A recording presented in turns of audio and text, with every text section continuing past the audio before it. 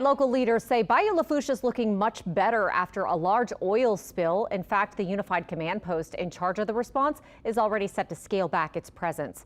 Paul Murphy has more from Raceland. People who live along Bayou Lafourche in Raceland report slow, steady progress as environmental cleanup crews continue to mop up an oily mess on the water. Take care, my friend. James Morgan says conditions have gotten a lot better since Saturday. That's when about 34,000 gallons of oil escaped into the water from a storage tank at the nearby Crescent Midstream facility. But he admits the spill has caused some problems for him and his neighbors. Just the smell and stuff.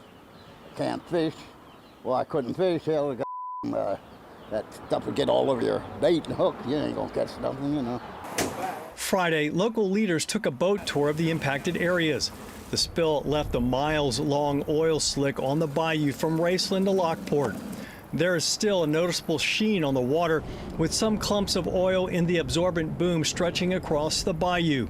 Lafourche Parish President Archie Chesson was impressed with the cleanup so far. I will say the amount of oil left on Bayou Lafourche is minimal, right? A lot of what you're seeing now is the oil that's left in the vegetation. That's going to have to work its way out through flushing operations and through just Mother Nature, right? Crescent Midstream spokesman Mike Smith said operator error was a contributing cause of the spill. Our preliminary findings are that there was a valve left open inside of the facility and that crude oil was allowed to escape in that way. Crews continue the cleanup on the bayou and in the drainage ditch where the oil first appeared.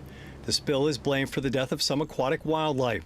There were also some oiled ducks and one alligator. The amount of progress that the workers have made is outstanding. Having said that, there is much left to do. The maintenance operations are going to be here for a while, and I'm happy about that. You know, they clean it up, but they never get it all. The on-site Unified Command set up to oversee the cleanup is now expected to stand down and go virtual by the close of business today. And local officials certainly see that as a sign of progress on the water. On Bayou Lafourche in Raceland, Paul Murphy, WWL, Louisiana. Air monitoring continues throughout the affected area of Bayou Lafourche, and that includes additional testing near Central Lafourche High School.